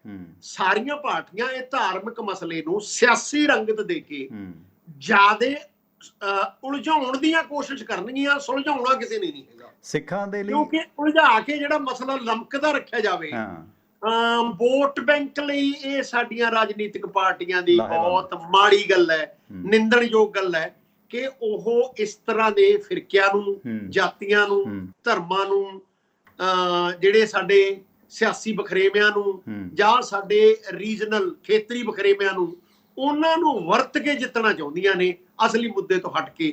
ਇਹ ਮੁੱਦੇ ਦੀ ਨਵੀਂ ਮਾਰਕੀਟਿੰਗ ਦਾ ਸਿਸਟਮ ਇਹਨਾਂ ਨੇ ਬਣਾ ਲਿਆ। ਇੱਕ ਹੋਰ ਮਸਲਾ ਬਹੁਤ ਅਹਿਮ ਹੈ ਜਿਹਦੇ ਬਾਰੇ ਡਾਕਟਰ ਧਰਮਵੀਰ ਗਾਂਧੀ ਨੇ ਉਚੇਚਾ ਮਸਲਾ ਉਠਾਇਆ। ਉਦੋਂ ਜਥੇਦਾਰ ਸਾਹਿਬ ਜਾਂ ਅਕਾਲੀ ਦਲ ਦੀ ਬੀਜੇਪੀ ਨਾਲ ਰਿਸ਼ਤਾ ਸੀਗਾ, ਉਹ ਮਸਲਾ ਬੜਾ ਅਹਿਮ ਸੀ। ਡਾਕਟਰ ਧਰਮਵੀਰ ਗਾਂਧੀ ਸਿੱਖ ਮੈਰਿਜ ਐਕਟ ਲੈ ਕੇ ਆਏ ਸੀਗੇ ਪਾਰਲੀਮੈਂਟ 'ਚ, ਜਿਹੜਾ ਸਿੱਖਾਂ ਦੀ ਇੱਕ ਵੱਖਰੀ ਪਹਿਚਾਣ ਲਈ ਬਹੁਤ ਜ਼ਰੂਰੀ ਹੈ। ਇਹ ਆਨੰਦ ਮੈਰਿਜ ਐਕਟ ਕਹਿਣ ਨੂੰ ਆਨੰਦ ਮੈਰਿਜ ਐਕਟ ਹੈ, ਸਾਰੇ ਫੈਸਲੇ ਹਿੰਦੂ ਮੈਰਿਜ ਐਕਟ ਅਧੀਨ ਹੀ ਹੁੰਦੇ ਨੇ। ਉਹ ਬਹੁਤ ਜ਼ਰੂਰੀ ਮਸਲਾ ਸੀ। ਪੰਜਾਬ ਸਰਕਾਰ ਅਗਰ ਉਸ ਤੇ ਕੰਮ ਕਰਦੀ ਤਾਂ ਇਹ ਜ਼ਿਆਦਾ ਬਿਹਤਰ ਨਹੀਂ, ਜਾਂ ਉਸ ਤੇ ਵੀ ਅੱਗੇ ਚੱਲ ਕੇ ਕੰਮ ਹੋਣਾ ਚਾਹੀਦਾ ਜੇ ਹੋ ਸਕਦਾ ਉਸ ਤੇ ਵੀ ਕੰਮ ਕਰਨ, ਪਰ ਉਸ ਤੋਂ ਪਹਿਲਾਂ ਕੰਟਰੋਵਰਸੀ ਖੜੀ ਹੋ ਜੂਗੀ ਨਾ, ਕਿਉਂਕਿ ਉਹ ਯੂਨੀਅਨ ਸਿਵਲ ਕੋਡ ਲੈ ਆਉਣਗੇ। ਉਹ ਯੂਨੀਅਨ ਸਿਵਲ ਕੋਡ ਦੀ ਤੁਸੀਂ ਕਮਾਲ ਦੀ ਗੱਲ ਇਹ ਦੱਸੋ ਨਾ, ਯੂਨੀਅਨ ਸਿਵਲ ਕੋਡ 'ਚ ਉਹ ਕਹਿੰਦੇ ਨੇ ਕਿ ਮੈਰਿਜ, ਸਾਡੇ ਨਿੱਤਾ ਪ੍ਰਤੀ ਦੇ ਕੰਮ, ਸਾਡੇ ਭੋਗ, ਸਾਡੇ ਬੱਚਿਆਂ ਦਾ ਵੰਡ ਵੰਡਾਵਾ, ਜਿਹੜਾ ਜਿਹਨੂੰ ਅਸੀਂ ਵਿਰਾਸਤ ਕਹਿੰਦੇ ਆ, ਇਹ ਸਾਰੇ ਇਸ਼ੂ ਉਹਦੇ ਵਿੱਚ ਡੀਲ ਹੋਣਗੇ। ਹੁਣ ਜੇ ਮੈਰਿਜ ਦੇ ਵਿੱਚ ਅਸੀਂ ਸਿਵਲ ਕੋਡ ਲੈ ਕੇ ਆਈਏ, ਉਹਦੇ ਵਿੱਚ ਕਿੱਡੀ ਕਮਾਲ ਦੀ ਗੱਲ ਹੈ ਨਾ ਕਿ ਸਾਡੇ ਧਰਮ, ਹਿੰਦੂ ਧਰਮ ਦੇ ਵਿੱਚ, ਸਿੱਖਾਂ ਤੇ ਵੀ ਉਹੀ ਲਾਗੂ ਹੁੰਦਾ ਹਿੰਦੂ ਕੋਡ ਮੈਰਿਜ ਜਿਹੜਾ, ਸਾਡੇ ਧਰਮ ਦੇ ਵਿੱਚ ਕਜ਼ਨ ਸਿਸਟਰ ਨਾਲ ਵਿਆਹ ਹੋਣਾ ਇੱਕ ਕਾਨੂੰਨੀ ਜੁਰਮ ਹੈ। ਬਿਲਕੁਲ। ਜਦੋਂ ਕਿ ਦੂਜੇ ਸਮਾਜ ਦੇ ਵਿੱਚ ਇਹ ਬਿਲਕੁਲ ਹੀ ਪਵਿੱਤਰ ਕੰਮ ਹੈ। ਹੁਣ ਇੱਥੇ ਆ ਕੇ ਕੁਦਰਤੀ ਇਹ ਰੌਲਾ ਪੈਣਾ ਹੀ ਪੈਣਾ ਨਾ।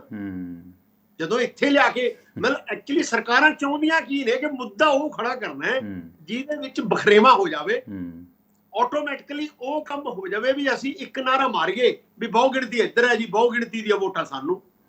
ਮਤਲਬ ਦੇਖੋ, ਜਿਹੜੀ ਪਿਛਲੇ ਸਮੇਂ ਦੀ ਸਾਡੀ ਕੇਂਦਰੀ ਸਰਕਾਰ ਹੈ, ਉਹਦੇ ਕਿੰਨੇ ਹੀ ਲੀਡਰਾਂ ਨੇ ਬਾਰ-ਬਾਰ ਇਹ ਬਿਆਨ ਦਿੱਤੇ ਨੇ ਕਿ ਸਾਨੂੰ ਇੱਕ ਵਿਸ਼ੇਸ਼ ਫਿਰਕੇ ਦੀ ਵੋਟ ਚਾਹੀਦੀ ਨਹੀਂ। ਜਦੋਂ ਇਹ ਕਹਿੰਦੇ ਨੇ, ਇਹਦਾ ਮਤਲਬ ਇਹ ਹੈ ਕਿ ਦੂਜੇ ਫਿਰਕੇ ਦੀ, ਜਿਹੜਾ ਬਹੁ ਗਿਣਤੀ ਦਾ ਫਿਰਕਾ ਹੈ, ਉਹਦੀ ਵੋਟ ਆਪਣੇ ਆਪ ਸਾਡੇ ਉਸ ਪੋਲ ਤੇ ਇਕੱਠੀ ਹੋ ਜਾਏ। ਸੋ ਮੈਂ ਇਹ ਸਮਝਦਾ ਕਿ ਸ਼੍ਰੋਮਣੀ ਕਮੇਟੀ ਜਾਂ ਸਿੱਖਾਂ ਦੇ ਮਸਲਿਆਂ ਨੂੰ ਨਾਲ ਲੈ ਕੇ, ਜੇ ਮੈਂ ਇਕੱਲੇ ਮਾਨ ਸਰਕਾਰ ਦੀ ਨਹੀਂ ਗੱਲ ਕਰਦਾ, ਇਹ ਕਾਂਗਰਸ ਸਰਕਾਰ ਵੀ ਸਮੇਂ-ਸਮੇਂ ਤੇ ਕਰਦੀ ਰਹੀ ਹੈ, ਇਹ ਵੀ ਦਖਲ ਦਿੰਦੇ ਰਹੇ ਨੇ। ਕਿਸੇ ਜ਼ਮਾਨੇ 'ਚ ਸ਼੍ਰੋਮਣੀ ਕਮੇਟੀ ਦੇ ਪ੍ਰਧਾਨ ਵੀ ਏਦਾਂ ਬਣਦੇ ਹੁੰਦੇ ਸੀ। ਇਹ ਮੈਂ ਤੁਹਾਨੂੰ ਈਸ਼ਰ ਸਿੰਘ ਮਝੈਲ ਹੋਣਾ ਦੇ ਵੇਲੇ ਦੀ ਗੱਲ ਕਰਦੇ ਆ, ਪ੍ਰਤਾਪ ਸਿੰਘ ਕੈਰੋਂ ਹੋਣਾ ਵੇਲੇ ਦੀ, ਉਦੋਂ ਵੀ ਐ ਬਣਦੇ ਸੀ ਵੀ ਇਸ ਵਾਰ ਮਾਸਟਰ ਤਾਰਾ ਸਿੰਘ ਗਰੁੱਪ ਦਾ ਬਣੂ, ਇਸ ਵਾਰ ਕੈਰੋਂ ਗਰੁੱਪ ਦਾ ਬਣੂ, ਇਸ ਵਾਰ ਕਿਹੜਾ ਬਣੂ, ਇਸ ਵਾਰ ਕਿਹੜਾ ਬਣੂ, ਬੜੀ ਖਿੱਚਾ ਖਿੱਚੀ ਹੋਈ ਹੈ। ਉਸ ਤੋਂ ਬਾਅਦ ਫਿਰ ਤੁਸੀਂ ਦੇਖਿਆ ਹੋਵੇਗਾ, ਜਦੋਂ ਟੌੜਾ ਸਾਹਿਬ ਨੂੰ ਕੱਢਿਆ ਗਿਆ, ਫਿਰ ਕਾਬਲ ਸਿੰਘ ਆ ਗਿਆ, ਫਲਾਣਾ ਆ ਗਿਆ, ਦੋਨੇ ਧਿਰਾਂ ਦੀ ਆਪਸ ਵਿੱਚ ਬੜੀ ਲੜਾਈ ਹੋਈ, ਪਰੰਤੂ ਉਹ ਲੜਾਈ ਸਿੱਖਾਂ ਤੇ ਸਿੱਖਾਂ ਵਿਚਾਲੇ ਸੀ। ਹੁਣ ਜਿਹੜੀ ਲੜਾਈ ਹੈ ਉਹ ਇੱਕ ਐਸੀ ਪਾਰਟੀ ਦੇ ਨਾਲ ਸ਼ੁਰੂ ਹੋ ਗਈ ਜਿਹੜੀਆਂ ਦਾ ਉਹ ਪਾਰਟੀਆਂ ਦਾ ਚਿਹਰਾ ਮੋਹਰਾ ਸਿੱਖਾਂ ਵਰਗਾ ਨਹੀਂ ਹੈ। ਜੱਟ ਤੇ ਲਾਲੇ ਦੀ ਲੜਾਈ ਸ਼ੁਰੂ ਹੋਈ, ਜਿਹੜੀ ਗੱਲ ਤੁਸੀਂ ਪਹਿਲਾਂ ਕਹਿ ਕੇ ਹਟਿਓ, ਉਸ ਤਰ੍ਹਾਂ ਦੀ ਗੱਲ ਲੱਗਦੀ ਹੈ। ਬਾਕੀ ਦੇਖਦੇ ਹਾਂ ਜੀ ਅੱਗੇ ਕਿੱਧਰ ਨੂੰ ਗੱਲ ਵੱਧਦੀ ਹੈ। ਰੜਕੇ ਰਾਹ ਸੰਗਰੂਰਾਂ ਦੇ ਜੱਟ ਤੇ ਬਾਣੀਆਂ ਲੜ ਪਏ। ਅਸਲ ਦੇ ਵਿੱਚ ਭਗਵੰਤ ਮਾਨ ਤਾਂ ਮੂਹਰੇ ਆ, ਲੜਾਈ ਤੇ ਜੱਟ ਤੇ ਬਾਣੀਏ ਦੀ ਹੈ। ਸੋ ਇਸ ਮਾਮਲੇ 'ਚ ਕਹਿ ਸਕਦੇ ਆ ਜੀ, ਇਹਦੇ 'ਚ ਹੁਣ ਅਕਾਲੀ ਦਲ ਵਿਹਲਾ ਹੈ, ਪੰਥ ਨੂੰ ਕੋਈ ਮੌਕਾ ਚਾਹੀਦਾ ਮੋਰਚਾ ਲਾਉਣ ਦਾ। ਹੁਣ ਪੰਥ ਸਾਰਾ ਹੀ, ਸਿਮਰਜੀਤ ਮਾਨ ਵੀ, ਬੀਬੀ ਜਗੀਰ ਕੌਰ ਵੀ, ਢੀਂਡਸਾ ਸਾਹਿਬ ਵੀ, ਸਾਰਾ ਪੰਥ ਇਸ ਫੈਸਲੇ ਦੇ ਖਿਲਾਫ ਹੈ। ਕੀ ਪੰਥ ਫਿਰ ਮੋਰਚਾ ਖੋਲੇਗਾ? ਕੀ ਗਰਾਊਂਡ ਰਿਐਲਿਟੀ ਰਹਿ ਗਈ ਜਾਂਦੇ ਜਾਂਦੇ ਦੱਸਿਓ। ਮੈਂ ਫੇਰ ਕਹਿਣਾ ਕਿ ਭਗਵੰਤ ਮਾਨ ਨੇ ਮੌਕੇ ਦਾ ਫਾਇਦਾ ਬਹੁਤ ਉਠਾਇਆ। ਇੱਥੇ ਫੇਰ ਟਵਾਣਾ ਸਾਹਿਬ ਉਹੀ ਦਿੱਕਤ ਆਊਗੀ ਜਦੋਂ ਪੰਥ ਮੋਰਚਾ ਲਾਊਗਾ। ਕੀ ਇਹ ਮੋਰਚਾ ਸੁਖਬੀਰ ਬਾਦਲ ਜੀਆਂ ਦੀ ਅਗਵਾਈ ਵਿੱਚ ਲੱਗੂਗਾ? ਜੇ ਉਹਨਾਂ ਦੀ ਅਗਵਾਈ ਵਿੱਚ ਲੱਗੂਗਾ, ਕੀ ਸਾਰਾ ਪੰਥ ਸਪੋਰਟ ਕਰੂਗਾ? ਕੀ ਫੇਰ ਮੰਗ ਹੋਊਗੀ ਕਿ ਹੁਣ ਲੀਡਰਸ਼ਿਪ ਛੱਡੋ ਜੀ? ਮੈਂ ਸੰਕਟ, ਮੈਂ ਫੇਰ ਕਹਿਣਾ ਕਿ ਭਗਵੰਤ ਮਾਨ ਜੀਆਂ ਨੇ ਬੜਾ ਸੋਚ ਸਮਝ ਕੇ ਇਹ ਪੱਤਾ ਸਿੱਟਿਆ ਹੋਏਗਾ, ਜਾਂ ਜਿਹਦੀ ਤੁਸੀਂ ਗੱਲ ਕਰਦੇ ਹੋ ਸਟਵਾਇਆ ਹੋਊਗਾ। ਮੈਂ ਇਹ ਵੀ ਕਹਿ ਲੈਣਾ ਸਟਵਾਇਆ ਗਿਆ, ਸਾਰੇ ਫੈਸਲੇ ਦਿੱਲੀ ਇਸ ਦੇ ਵਿੱਚ ਕੀ ਹੈ ਕਿ ਜਿਹੜੀ ਸਿੱਖ ਸਿਆਸਤ ਦੀ ਜ਼ਮੀਨ ਹੈ ਉਹ ਕੋਈ ਹੋਰ ਹਥਿਆਉਣ ਨੂੰ ਫਿਰਦਾ ਹੈ ਇਸ ਚੱਕਰ 'ਚ। ਉਹ ਕਿੰਨਾ ਕਾਮਯਾਬ ਹੁੰਦਾ ਮੈਨੂੰ ਨਹੀਂ ਪਤਾ। ਉਹ ਤਾਂ ਕਾਮਯਾਬ ਹੋਏਗਾ, ਉਹ ਤਾਂ ਮਾਰੋ ਮਾਰ ਕਰਦਾ ਆਉਂਦਾ। ਜਿਹੜੀ ਸਿੱਧੀ ਗੱਲ ਤੁਸੀਂ ਕਹਿੰਦੇ ਹੋ ਨਾ ਵੀ ਇਹ ਸਿੱਖ ਧਰਮ ਨੂੰ ਨੁਕਸਾਨ ਪਹੁੰਚਾਉਣ ਲਈ ਹੈ, ਮੈਨੂੰ ਇਹ ਲੱਗਦਾ ਕਿ ਨਹੀਂ, ਇਹਦੀ ਸਿਆਸੀ ਗਿਣਤੀ ਇਹ ਹੈ ਕਿ ਸਿੱਖ ਧਰਮ ਦੇ ਵਿੱਚ ਕਾਫੀ ਟੁੱਟ ਭੱਜ, ਜਾਂ ਸਿੱਖ ਸਿਆਸਤ 'ਚ, ਧਰਮ 'ਚ ਨਹੀਂ ਮੈਂ ਕਹਿੰਦਾ, ਸੌਰੀ, ਸਿੱਖ ਸਿਆਸਤ 'ਚ ਕਾਫੀ ਟੁੱਟ ਭੱਜ ਹੋਣ ਵਾਲੀ ਹੈ। ਉਹ ਟੁੱਟ ਭੱਜ ਤੇ ਸਾਰਾ ਦਾ ਪੈ ਰਿਹਾ ਹੈ। ਸ਼ਿਕਾਰੀ ਉਸ ਹਿੱਸੇ ਨੂੰ ਭੱਜਿਆ ਕਿ ਵੱਧ ਤੋਂ ਵੱਧ ਸ਼ਿਕਾਰ ਮੇਰੇ ਹੱਥ ਲਾ ਜੇ।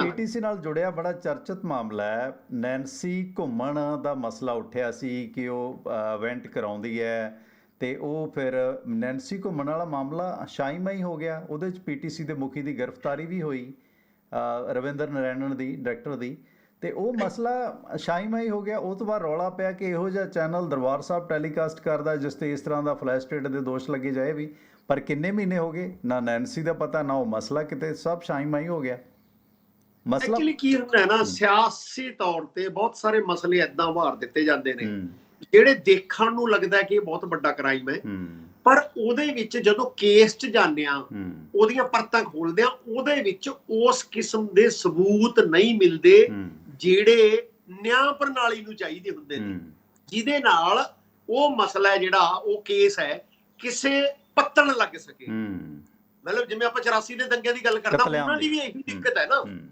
ਜਾਂ ਇਹ ਜਿਹੜੇ ਕੇਸ ਨੇ, ਇਹ ਕੇਸ ਉਭਾਰਨ 'ਚ ਤਾਂ ਬਹੁਤ, ਈਵਨ ਮੈਂ ਜੇ ਕਹੂੰਗਾ ਇਹ ਬਰਗਾੜੀ ਵਾਲੇ ਕੇਸਾਂ ਦੀ ਵੀ ਇਹੀ ਪ੍ਰੋਬਲਮ ਆਏਗੀ। ਇਹਨਾਂ ਦੇ ਵਿੱਚ ਸਬੂਤ ਇਕੱਠੇ ਕਰਨੇ ਆਪਦੇ ਆਪ 'ਚ ਬਹੁਤ ਔਖਾ ਹੋ ਜਾਏਗਾ ਕੰਮ। ਬਿਲਕੁਲ। ਦੂਜਾ ਜਿਹੜਾ ਕੰਟਰੋਵਰਸੀ ਤੇ ਕੰਟਰੋਵਰਸੀ, ਕੰਟਰਾਡਿਕਟਰੀ, ਇੰਨੇ ਸਬੂਤ ਆ ਜਾਂਦੇ ਨੇ, ਉਹ 'ਚ ਕਿਸੇ ਸਿੱਟੇ ਤੇ ਪਹੁੰਚਣਾ ਜੁਡੀਸ਼ਰੀ ਨੂੰ ਔਖਾ ਹੋ ਜਾਂਦਾ ਜੀ। ਸੋ ਇਸ ਕਰਕੇ ਮੈਨੂੰ ਇਹ ਲੱਗਦਾ ਹੈ ਸਰਕਾਰਾਂ ਲਈ ਜਦੋਂ ਪਰਸੈਪਸ਼ਨ ਬਣਦੀ ਹੈ, ਮਤਲਬ ਜਿਹੜੇ ਸਿਆਸੀ ਵਿਰੋਧੀ ਹੁੰਦੇ ਨੇ ਉਹ ਛੋਟੀ ਗੱਲ ਨੂੰ ਵੱਡੀ ਬਣਾ ਕੇ ਪੇਸ਼ ਕਰ ਦਿੰਦੇ ਨੇ। ਜਿਵੇਂ ਕਿੰਨੀ ਉਦਾਹਰਨਾਂ ਲੈ ਲਓ, ਜਿਹੜਾ ਤੁਸੀਂ ਦੇਖੋ ਨਾ, ਮਨਮੋਹਨ ਸਿੰਘ ਦੀ ਸਰਕਾਰ ਜਿਸ ਕਾਰਨ ਕਰਕੇ ਗਈ, 2G ਹੈ ਜੀ, WG, ਕਿਹੜੀਆਂ ਗੇਮਾਂ ਜੀ, ਲੋਕਾਂ ਨੇ, ਪਾਰਟੀਆਂ ਨੇ ਉਹਦੇ ਵਿੱਚ ਜੀਜਾ ਜੀ, ਪਤਾ ਨਹੀਂ ਕਿੱਦਾਂ ਦੇ ਸ਼ਬਦ ਲਿਆਂਦੇ। ਕੀ ਉਹਦੇ ਵਿੱਚ ਕਿਸੇ ਤਣ ਪੱਤਣ ਲੱਗੀ ਗੱਲ? ਜਾਂ ਉਸ ਤੋਂ ਪਹਿਲਾਂ ਬੋਫਰਸ ਦੇ ਸੌਦੇ 'ਚ ਕਿਸੇ ਨੂੰ ਸਜ਼ਾ ਹੋਈ? ਪਰ ਇਹਦੀ ਕੀਮਤ ਦੇਣੀ ਪੈਂਦੀ ਹੈ ਸਿਆਸੀ ਤੌਰ ਤੇ। ਸੋ ਇਹ ਜਿਹੜੇ ਇਸ਼ੂ ਨੇ, ਆਪਾਂ ਪਹਿਲਾਂ ਜਥੇਦਾਰਜੀਆਂ ਦੀ ਗੱਲ ਕਰ ਲਈ, ਉਸ ਤੋਂ ਪਹਿਲਾਂ ਤੁਸੀਂ ਨੈਂਸੀ ਘੁੰਮਣ ਦੀ ਕਰ ਲਈ। ਮਤਲਬ ਇਹੋ ਜਿਹੇ ਮੌਕੇ ਦੀ ਆੜ ਦੇ ਵਿੱਚ ਵੱਖ-ਵੱਖ ਸਿਆਸੀ ਧਿਰਾਂ ਆਪਣਾ ਉਹ ਫੈਰ ਦਾਗ ਦਿੰਦੀਆਂ ਨੇ ਜਿਹੜਾ ਮੁੜ ਕੇ ਵਾਪਸ ਨਹੀਂ ਹੁੰਦਾ, ਬਹੁਤ ਵੱਡਾ ਨੁਕਸਾਨ ਕਰ ਜਾਂਦਾ ਕਿਸੇ ਇੱਕ ਧਿਰ ਦਾ ਜੀ। ਸੋ ਇਹਨਾਂ ਗੱਲਾਂ 'ਚੋਂ ਫਾਇਦਾ ਜ਼ਰੂਰ ਲਿਆ ਸਿਆਸੀ ਧਿਰਾਂ ਨੇ, ਪਰ ਉਹਨਾਂ ਦੇ ਸਬੂਤ ਲੱਭਣੇ ਤੇ ਦੇਣੇ ਔਖੇ ਹੋ ਜਾਂਦੇ ਨੇ। ਪਰੰਤੂ ਇੱਕ ਪਰਿਵਾਰ ਬਾਰੇ ਇੱਕ ਪਰਸੈਪਸ਼ਨ ਜ਼ਰੂਰ ਬਣ ਗਈ ਕਿ ਉਹ ਇਮਾਨਦਾਰੀ ਨਾਲ ਸਿੱਖਾਂ ਦੀ ਸੇਵਾ ਨਹੀਂ ਕਰ ਰਿਹਾ। ਉਹ ਤਾਂ ਕਲੀਅਰ ਹੈ, ਉਹ ਤਾਂ ਕਲੀਅਰ। ਮੈਨੂੰ ਨਹੀਂ ਪਤਾ ਕਲੀਅਰ ਹੈ ਜਾਂ ਕੀ ਹੈ, ਪਰਸੈਪਸ਼ਨ ਬਣ ਗਈ ਇੱਕ। ਉਹ ਪਰਸੈਪਸ਼ਨ ਨੂੰ ਸਾਰੇ ਸਿਆਸੀ ਲੀਡਰ ਬਣਾਉਣਾ ਚਾਹਣਗੇ, ਤੇ ਉਹਦੇ ਵਿੱਚੋਂ ਜਿਹੜੇ ਮਤਲਬ ਬਾਗੀ ਤੋਂ ਭਾਵ ਮੇਰਾ ਇੱਥੇ ਹੈ, ਬਾਗੀ ਵੀ ਨਹੀਂ ਮੈਂ ਕਹਿੰਦਾ, ਇਹ ਸ਼ਬਦ ਗਲਤ ਹੈ, ਜਿਹੜੇ ਸ਼੍ਰੋਮਣੀ ਅਕਾਲੀ ਦਲ ਬਾਦਲ ਦੇ ਵਿਰੋਧੀ ਸਿੱਖ ਲੀਡਰ ਨੇ, ਉਹ ਸਾਰੇ ਆ, ਉਹਨਾਂ ਨੂੰ ਇੱਕੇ ਮੌਕਾ ਮਿਲ ਗਿਆ ਕਿ ਹੁਣ ਪੰਥ ਇਕੱਠਾ ਹੋਣਾ ਚਾਹੀਦਾ ਜੀ। ਉਹ ਇਸ ਇਸ਼ੂ ਤੇ ਨਹੀਂ ਆਉਣਗੇ, ਉਹਨਾਂ ਨੂੰ ਕਹਿਣਗੇ ਜੀ ਇਹ ਇੱਕ ਪੰਥਕ ਮਸਲਾ ਹੈ, ਇਹਦੇ ਤੇ ਪੰਥਕ ਮੋਰਚਾ ਲੱਗਣਾ ਚਾਹੀਦਾ ਹੈ, ਉਹਦੀ ਅਗਵਾਈ ਕੋਈ ਹੋਰ ਕਰੂਗਾ, ਉਹਦੀ ਅਗਵਾਈ ਸੁਖਬੀਰ ਬਾਦਲ, ਮੈਨੂੰ ਨਹੀਂ ਲੱਗਦਾ ਉਹ ਸਾਰਿਆਂ ਨੂੰ ਐਕਸੈਪਟੇਬਲ ਨਹੀਂ, ਉਹ ਤਾਂ ਫੇਲ ਹੋਏਗਾ, ਕਰੇਗਾ ਜੀ। ਸੋ ਇੱਥੋਂ ਇਹ ਲੱਗ ਰਿਹਾ ਮੈਨੂੰ ਕਿ ਇਹਦੇ ਵਿੱਚੋਂ ਕੋਈ ਹੋਰ ਕੁਝ ਨਿਕਲੇਗਾ। ਉਮੀਦ ਕਰਦੇ ਹਾਂ, ਦੇਖਦੇ ਹਾਂ ਜੀ ਆਗੇ ਹੋਤਾ ਹੈ ਕਿਆ। ਸੋ ਪ੍ਰੋਫੈਸਰ ਰਣ ਸਿੰਘ ਧਾਲੀਵਾਲ ਸਾਹਿਬ, ਬਹੁਤ ਧੰਨਵਾਦ। ਤੇ ਸਤਿਕਾਰਤ ਦਰਸ਼ਕੋ, ਇਸ ਦੇ ਨਾਲ ਮੈਨੂੰ ਪਰਮਿੰਦਰ ਸਿੰਘ ਟਿਵਾਣਾ ਨੂੰ ਤੇ ਪ੍ਰੋਫੈਸਰ ਧਾਲੀਵਾਲ ਸਾਹਿਬ ਨੂੰ ਇੱਥੇ ਦਿਵਾ ਗਿਆ। ਧੰਨਵਾਦ, ਸਤਿ ਸ਼੍ਰੀ ਅਕਾਲ। ਜੁੜੇ ਰਹੋ ਟਿਵਾਣਾ TV ਤੇ ਰੇਡੀਓ ਦੇ ਨਾਲ। ਸਤਿ ਸ਼੍ਰੀ ਅਕਾਲ ਜੀ।